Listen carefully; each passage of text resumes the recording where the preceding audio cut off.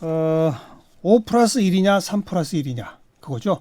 거기 플러스 1이 뭐죠? 그러니까 5대 1로 만나고 1대 1로 만나는 거. 네네네. 3대 1로 만나고 1대 1로 만나는 거. 지금 이제 청와대는 5 플러스 1이고 자유한국당은 3 플러스 1이고. 그죠? 원래 청와대가 제안한 게 내일인데 만나자는 게 지금 아직 의견이 안 좁혀지고 있는 상태 맞죠? 네. 대화는 하고 있답니까? 대화도 없나요? 그건 모르죠. 모르죠. 하긴 그건 알 수가 없죠. 어떻게 생각하세요? 최민희 전 의원. 그러니까 우선 되게 깝깝하고 그러니까요. 국민들 보시기에 면목이 없는 상황입니다. 그런데 저는 이번 건을 놓고 황교안 대표가 너무하는 것 같습니다. 왜냐하면 다 까먹으신 건데 처음에 청와대에서는 5당 대표 회동을 제안했어요. 그런데 황교안 대표가 그렇게 왜 만나냐 독대하자 그랬어요. 그랬습니다. 그래서 나온 안이 5 플러스 1이에요. 예. 그런데 5당 대표께서 자유한국당 빼고는 다 만나자는데 예. 그럼 어떻게 5당 대표는 안 만나고 황교안 대표만 만납니까? 그러니까 5대 1로 동시에 가자 이렇게 제안을 한 거예요. 그렇게 양보를 하니까 또 황교안 대표가 1 플러스 3으로 가자. 네. 원내 교섭단체 대표들만 만나자 이렇게 된 것이거든요. 그러니까 예. 정말 자유한국당하고 황교안 대표는 스스로 마음대로 안 되면 다 거절을 하고 이러고 있습니다. 그런데 그럼 이제 어떻게 할 거냐. 그러니까 저는 이렇게 생각해요. 대통령께서 피곤하시더라도 조합을 다시 만드는 거죠. 어떻게요? 예, 1대1 독대하고요. 원하는 대로. 그다음에 3당 만나고요. 나머지 2당 또 만나시고요. 예, 이렇게 피곤해도 뭐 어쩌겠습니까? 저렇게 막무가내로 저는 거의 떼쓰는 수준으로 사실 느껴집니다. 너무하는 거예요. 진수희 전 의원 어떻게 보세요?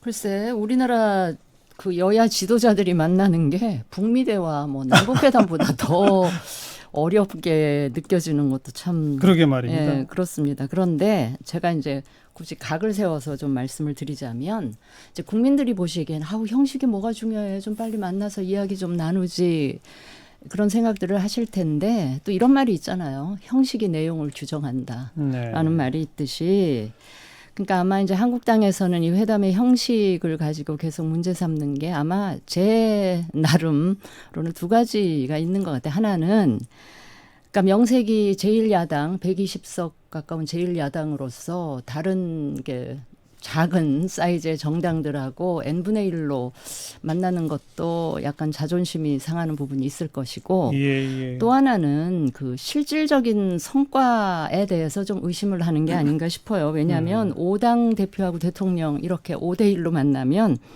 결국은 너무 사람들이 많아요. 많다 보면 각자 준비해온 얘기 그냥 쭉 돌아가면서 하고 밥 먹고 사진 찍고 그러니까 뭔가 이 그 회담에 구체적인 실질적인 성과물이 나오기 어려운 뭐 그런 것도 그 걱정을 하고 있는 게 아닌가 싶은데 저는 아까 이제 최 의원께서 청와대에서 할 만큼 했는데 너무 황교안 대표가 너무한다. 너무 이건 떼쓰기 수준이다 이렇게 말씀을 하시는데 제가 보기에 그러니까 제가 뭐 한 20년 가까이 정치권에 있으면서 이제 터득한 바로는 야당은 여당을 상대로 하는 정치를 할 수밖에 없어요.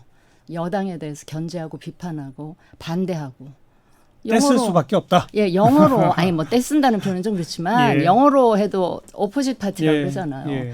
그러나 여당은 집권당은 국민을 생각하는 국민을 바라보면서 하는 정치를 하는 게 맞다. 이렇게 야당하고 밀당하듯이 하는 정치는 그 집권 세력에도 길게 봐서 별로 도움이 안 된다. 지금 속 터지고 답답하고 막 떼쓰는 것 같다 하더라도 그냥 국민을 바라보면서 그냥 양보하고 되도록 다 받아주는 게 어떨까. 정말 나름 그런 생각을 해봅니다. 두 분 한 마디씩 들었는데 뭐 더 하실래요? 아니 이거 뭐 할 말이 있습니까 이거는. 그래서요. 그러니까 정확하게 얘기를 해야 되는 네. 거예요. 처음에 5당 대표 회동했고 아까 그 이후로 여럿이 만나면 뭐 그렇다. 그래서 1대1 회동하자. 그런데 그런데 거기다가 또 밀당을 하자고 나온 거예요. 네. 3당 원내대표만 하자. 그러면 나머지 민평당과 정의당은 어떻게 됩니까? 그러니까 이거는 제가 보기에는 참 너무하는 주장이지만 말씀하셨듯이 대통령이시고 예. 정부 여당이고 국정에 무한 책임이 있으니 1대1 만나시고 3당 만나시고 또 2당 만나든지 5당 네. 만나든지 아니 근데 3당 하자는 그렇게 한국당의 제안에 대해서 다른 평화당이나 정의당에서는 무슨 얘기가 안 나오나요? 공식적으로는 발언이 아직은 그러니까 없었습니다. 제가 아닙니다. 비난했죠. 제가 그러니까 물론 왜 그러니까 5당 비난했습니다. 대표 회동이 원칙이라고 하는 입장인데 비난까지 했나요? 네. 저는 이제 최 의원께서 뭐 다 뭐 음. 이렇게도 만나고 저렇게도 만나고 그걸 이제 약간 시니컬하게 말씀을 하셨는데 그 외국 가시기 전에 한국당에서 원하는 대로 삼자 하고요. 예. 돌아오셔가지고 다른 두 분 또 예. 만나시면 되잖아요. 이거를 대통령께서 뭐 권위가 훼손된다거나 알겠습니다. 아니 잠깐요. 이 얘기는 해야 돼요. 미국의 대통령 보세요. 야당 지도자들 만나는 게 그게 대통령이 하셔야 되는 주된 임무지. 이걸 번거롭고 피곤하고 힘들다 이렇게 생각하는 것 자체가 저는 예. 굉장히 아니 누가 권위주의적이라고 번거롭고 생각해요. 피곤하답니까? 자, 아까 그 정도. 피곤하시더라도 네. 그렇게 하셔야 아니 된다고 저는 그랬잖아요. 피곤하시더라도 제 생각이죠. 네. 그렇기 때문에 진짜 이거는 말도 안 되는 상황인데 근데 아무튼 그 뭐 그런 다양한 조합을 만들어 봐야 되겠다 뭐 그러니까 이런 말씀이지. 두 분의 배경은 다르지만 두 분의 의견은 아무튼 1+3+2를 한번 검토해 보자. 이게 나왔네요. 네, 그죠? 저는 시니컬한 겁니다. 네. 이 얘기는 요 정도 합시다. 이것도 오래 하면 이거 정치자들이 싫어해요. 네. 그러니까 두 분이 좀 재밌게 내지는 그 정치적 해석을 가미해서 이야기해 볼 수 있는 오늘의 주제는 화제의 인물 양정철 민주연구원장의 행보, 뭐 소원 국정원장 만난 거 논란이 되더니 박원순 시장, 이재명 지사 만나고 또 조금 있으면 이제 또 경남 쪽도 만난다고 하지 않습니까? 뭐 이런 등등. 그리고 당 연구소와 지자체 부설 연구소의 정책 협의 이걸 어떻게 식으로 봐야 하느냐도 역시 정치적 논의의 대상이 되니까 이 점은 두 분이 좀 잘 토론하실 수 있을 것 같아서 이건 진수희 전 의원 어떻게 보세요? 그러니까 제가 그냥 점잖게 얘기하면 양정철 원장의 이런 행보는 매우 이례적이다. 조금 까칠하게 표현하면 제가 보기에는 일단 부적절해 보여요.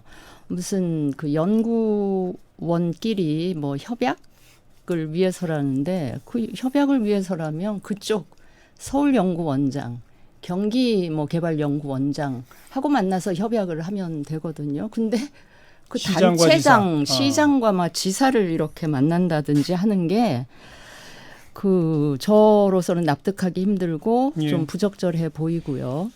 그 사실은 저도 여의도 연구소에 오래 있어봤고 이제 소장직도 했지만 그 정당 부설 연구소는 주로 정책 연구를 더 많이 해요. 과거에 여의도 연구소는 뭐 한편에서 여론조사는 했었어요. 근데 여론조사 기능은 또 별도로 진행이 되는 거고요.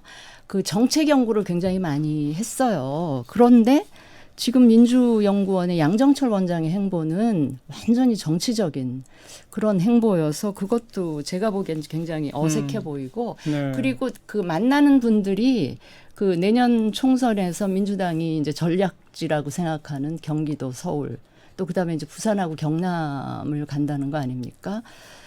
근데 모르겠어요. 대구시장하고 어디죠? 경북 도지사하고도 만남이 예정이 돼 있는지 그건 모르겠는데 하여튼 뭐 그래서 제가 보기에는 굉장히 어색하고 좀 부적절해 보인다. 이런 말씀을 처음에는 드릴게요. 이례적이다, 그다음에 부적절, 그다음 어색 요 세 단어를 사용하셨는데 이례적인 것만은 분명합니다.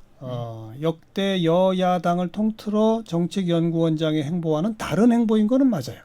자, 아닙니다. 아 그래요? 지금 이 과거에 순간 이렇게 했나요? 의문의 일패를 당한 분이 계십니다. 누구요? 그게 김민석 원장이세요. 네. 다 만나셨어요. 그 지자체 당체장. 네, 만나셨습니다. 정책협의원장을 했나요? 네, 어. 네, 바로 근데 이 전. 언론이 주목을 안 했군요. 그래서 의문의 일패라고 제가. 아, 그러니까 이게 여당의 정책연구원장이 도지사들 만날 수 있죠.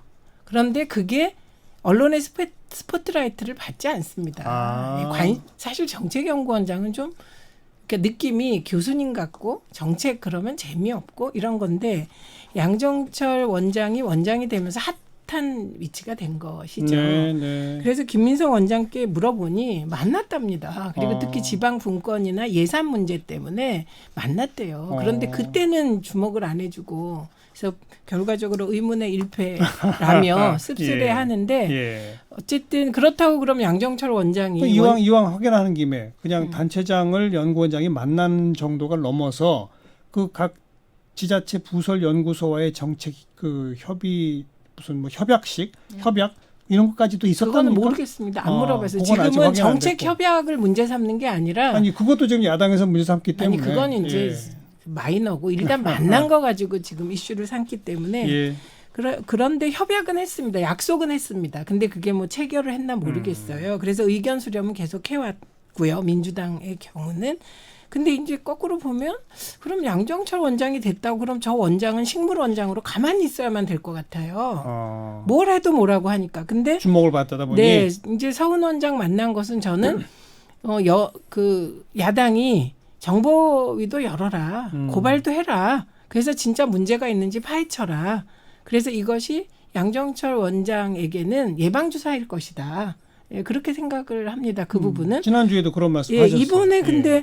저는 오히려 이제 김세현 원장이 궁중정치 그런데 무슨 말인지 모르겠고요. 김세현 원장도 적극적으로 도지사들을 만나서 좀 정책 개발을 하시는 게 좋지 않을까 싶습니다. 저는 전에 그거는 봤어요. 네. 제가 있던 그 시기는 아니었는데 민주연구원하고 그 여의도 연구원하고 같이 조인트로 뭔가를 하는 여야의 여야의 싱크탱크 정당 연구소끼리 뭔가를 하는 그거는 제가 보기에 좋아 보이기도 하고 저런 식으로 계속 발전했으면 좋겠다라는 생각도 했었는데 저는 지금 양정철 원장의 이런 행보에 대해서 국정원장 만난 거는 그거는 저는 문제 제기를 하는 게 맞다고 보고요. 그 이외에 지금 뭐 그분들 만난 거를 예. 문제 삼고 싶은 생각은 없어요. 근데 이제 그 광경을 보면서 제가 느끼는 거는 아하 민주당이 내년 총선에 대해서 좀 위기의식을 많이 갖고 있구나. 그래서 소위 지금 단체장, 광역단체장 중에 좀 대권 주자급이라고 보여지는 지금 주자들을 상대로 이렇게 하잖아요. 그렇죠. 그분들을 총선에 이제 동원을 할 수는 없지만 약간 이제 간판 비슷하게 상징적으로라도 활용하고자 하는 그런 의도, 그러니까 총선 관련해서 좀 절박함이나 위기감이 있구나 하는 거를 제 나름대로 좀 읽어봤습니다. 그런가요? 위기감이 있어서? 아니요. 그거는 제가 느끼신 건데 네. 그거 아니고 예. 그렇다면 그게 무슨 전략 단위에서 다 돼서 뭐 민주연구원장이 이걸 해라 이런 거 전혀 아니고 민주연구원 차원의 행보입니다. 그리고 뭐 위기의식이든 아니든 저는 민주당 연구원장이 저렇게 적극적으로 움직이는 것은 저는 긍정적으로 봅니다. 근데 서훈 원장 거는 워낙 야당에서 문제를 삼고 또 문제 삼을 소지도 있잖아요. 왜냐하면 국정원 댓글 사건이 있었기 때문에 국정원의 정치적 중립 문제에 대해서는 우리 다 예민하잖아요. 그래서 그 건은 뭐 저는 정보위도 열고 고발도 하고 네. 진실을 파헤쳐라 이런 입장이고 네. 근데 이 부분은 미래연구원이라고 국회에 만들어진 게 있습니다. 그래서 그 미래연구원 차원에서 좀 각 당의 연구원들이 다 모여서 이런 거 했으면 좋겠어요. 국회 특권 없애기. 두 번째, 국회가 안 열릴 때 어떤 징벌을 국회의원에게 가할 수 있을까. 국회 정상화 방안은 뭐가 있을까 등등 이런 국회 정상적 운영에 대한 안들부터 마련하시면 국민들이 지지하실 것 같습니다. 근데 제가 한 가지 네? 유감스러운 거는 뭐냐면 제가 거듭 반복적으로 말씀드리지만 이 집권당은 여당은 국정 운영에 무한 책임을 지고 있는 주체예요. 그러면 그런 당의 그 부설 연구소라면 뭐 이런 정치적인 것도 하지만 지금 굉장히 그 민생이 어렵고 뭐 그렇다 그러잖아요. 또 국회도 안 열리고 그러면 좀 그 민생 문제 해결할 수 있는 정책 과제를 좀 발굴하고 정책과 관련한 외부 사람들하고 뭔가를 좀 이렇게 지혜를 모으고 고민하고 이런 민생 우선, 정책 우선 하는 모습을 보여줬으면 좋겠는데 전적으로 정치 우선인 것 같다는 느낌이 들어서 그 점은 제가 좀 유감스럽죠. 네. 지자체 연구원과의 공동 연구는 정책 개발용이다라고 아마 그쪽에서는 주장할 것 같은데요. 주장은 하지 않는데요. 아니 그거는 그러니까 이게 욕하고 싶으면 다 욕하시는 건데 이건 비난일 뿐이고 만났어요. 그래서 연구원 간에 서울시 연구원, 경기도 연구원, 민주연구원이 뭔가 정책 협의를 해보자. 예. 특히 민생에 대해서 어떻게 해보자. 이런 논의를 이게 왜 문제인지 전 잘 모르겠습니다. 근데 이건 비판하고 비난은 좀 구분해줬으면 좋겠고요. 욕하는 것과 그래도 나름 좀 네, 이렇게 네. 그 어드바이스하는 거 이거는 좀 구분해서 무조건 다른 의원님- 이야기를 의원님은- 하면 비난이다, 욕이다 이렇게 받아. 의원님은 어드바이스신 것 같습니다. 물론 중앙선관위 차원에서도 정당 부설연구소와 지자체연구소 간의 협의약 그 자체만으로 문제 삼을 수 없다. 근데 만약 그것이 지역 공약 개발용으로 활용된다거나 할 경우는 선거법 위반 소지도 있다. 뭐 이런 의견을 낸 바가 있으니까 거기서는 좀 분명히 그 뭐랄까요 선을 넘지 않는 그런 활동이 있어야 될 것 같다는 주문까지 좀 해두고 어쨌든 계속 당분간 정치적 화제는 있을 것 같은데 그나저나 국회 문이 열려야 정보위를 열든 말든 할 텐데 그 점은 또 국회 개원과 함께 맞물려 보도록 하고 자, 그다음 이슈는 그 한미 정상 간 통화 내용 유출에 대해서 자유한국당 강효상 의원 고발되어 있죠. 그랬더니 이번에 이제 자유한국당 쪽에서 민주당의 서른 의원, 정청래 전 의원, 또 문정인 특보, 송영무 전 장관을 역시 그 뭐 정상 간 대화 내용을 유출한 똑같은 혐의로 고발을 했습니다. 기밀 누설 혐의로. 이 점 어떻게 보세요? 이건 뭐 다분히 한국당으로서는 강효상 의원 지키기? 건에 대한 맞불 맞불. 성격으로 있는 거고요. 우리나라 검찰이나 사법부도 참 골치 아플 것 같아요. 정말 안 그래도 골치 지금 저 국회에 선진화법 위반 그것 때문에 뭐 예. 거의 100여 명 가까운 분들이 지금 고발돼 있죠. 고발 접수가 돼서 이제 뭐 배당까지 돼 있다 네. 그런 상황인데 이것까지 참 골치 아프겠다 이런 생각을 하고요. 그러지 말았으면 좋겠다 서로들 그런 생각 이외에 저는 특별히 그 코멘트할 게 없습니다. 이 건에 최민희 관해서. 어떻게 보세요? 이건 뭐 강효상 의원의 외교상 기밀 누설에 대해서 자꾸 물타기를 계속하는 것인데요. 이러지 말았으면 좋겠습니다. 이건 번지수도 틀렸고요. 그리고 그냥 강효상 의원이 잘못했으면 잘못했다 그러면 됩니다. 근데 쟤도 잘못했어, 쟤도 잘못했어, 쟤도 잘못했어. 이것도 잘못됐어. 이거 정말 막 바라보기가 힘든 것 같아요. 네. 뭐 이 대목도 두 분이 별로 차이가 없네요. 근데요, 강경화 장관은 좀 이번에 헝가리도 다녀오셨고 해서 그 문제 어느 정도 이렇게 가닥이 잡히면 강경화 장관은 저는 책임을 물어야 된다고 생각을 합니다. 책임을 좀 지셔야 된다고 생각합니다. 조윤재 대사가 책임을 먼저 져야 될 것 같습니다. 두 분 다. 진다면. 자, 그리고 오늘 이제 현충일 문재인 대통령의 추념사, 이 애국과 뭐 이런 데는 보수 진보가 따로 없다. 뭐 이런 기조였었는데 또 이 김원봉을 언급해서 이게 또 여야 간 논란의 대상이 되네요. 어떻게 생각하세요? 우리 최민희 전 의원? 글쎄요. 이게 사회주의 계열의 독립운동에 대한 음. 의제죠. 그리고 북한에서 또 고위직을 그쵸. 지낸. 네. 그런데 그 사회주의 계열의 독립운동가 중에 그냥 사회주의 계열의 독립운동만 하다가 돌아가신 분은 별로 논란거리가 안 될 것 같습니다. 예. 그런데 사회주의 계열의 독립운동을 하다가 북한에 가서 고위직을 하다가 숙청된 분이 있고, 그렇죠. 그러니까 이게 되게 복잡한 것 같아요. 예. 그래서 논란은 뭐 저는 필연이라고 생각합니다. 그런데 이 논란이 합리적으로 잘 정리되게 좀 토론을 했으면 좋겠어요. 비난이 아니라 이 네. 부분만은. 네. 그래서 저 개인적으로는 이제 김원봉 님이 넘어가는 과정에서 보면 일제시대의 친일 경찰들이 사실은 독립지사들을 거꾸로 탄압하고 밀고 한 사례들이 있었고 그렇죠. 이분의 경우 그것을 피해서 이제 북한으로 갔다는 얘기가 있기 때문에 이런 것부터 좀 그 사료에 기초해서 사실에 기초해서 사실이 밝혀졌으면 좋겠습니다. 네.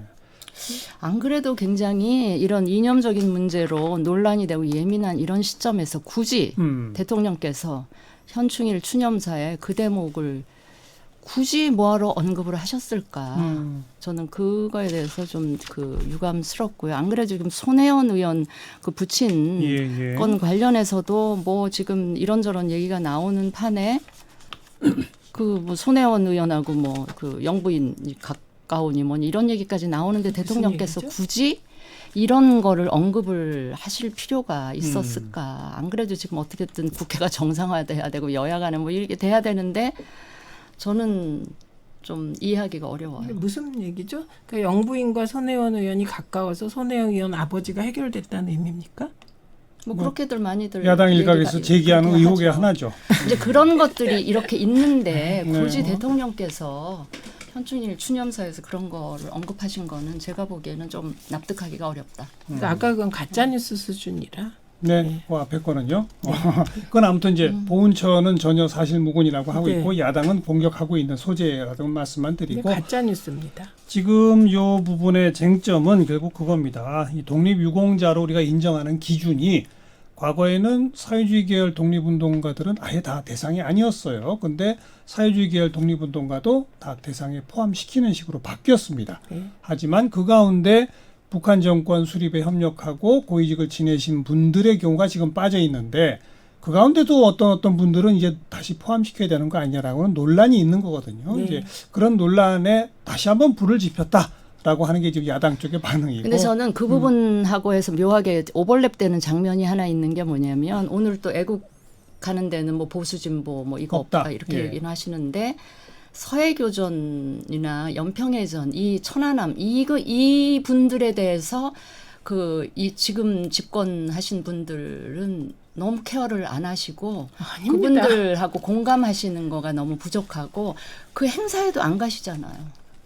아니 그 행사 서해교전의 날 이런 때 어디 가셨죠? 대구엔가 행사에 가셨죠? 잠깐 들렸다 가셔도 되고 그 행사는 좀 미뤄도 되고 예, 예. 그런 게 그 유족 마음속에는 차곡차곡 저는 쌓이고 있다고 생각해요. 아니 그 이후에 만나셨거든요. 그래서 진짜 어떤 한 일이 터지면 이것저것 다 끌어다가 논란을 확산시키고 야당이 그것도 제1야당이 이 부분은 저는 제1야당 아닌 아닌데도 것 같고요. 그런 생각을 해요. 네, 너무 그리고 서운해요. 그런 장면을 접할 때. 아니 그 이후에 국민의 한 만나셨어요. 사람으로서. 가족들을. 근데 지금 이 논의는 그 논의가 아니고 저는 애국의 보수와 진보가 없다는 말 전적으로 동의하고요. 네. 그리고 논란이 될 소지가 있다고 생각합니다. 자유한국당 등의 성격상, 우리 보수의 성격상. 그런데 그 북한에 가는 과정이 어떠한지 저 굉장히 궁금합니다. 김원봉 님 같은 경우는. 알겠습니다. 네. 그걸 포함해서 진지한 토론의 대상으로 저는, 삼자 네. 그 말씀이시다. 진수희 전 의원은 좀 부적절한 특히 현충일 추념사에 굳이 그 이름이 들어갔어야 하느냐라는 네. 의견이다. 여기까지 듣도록 합니다. 최민희 전 의원, 진수희 전 의원 수고하셨어요. 네.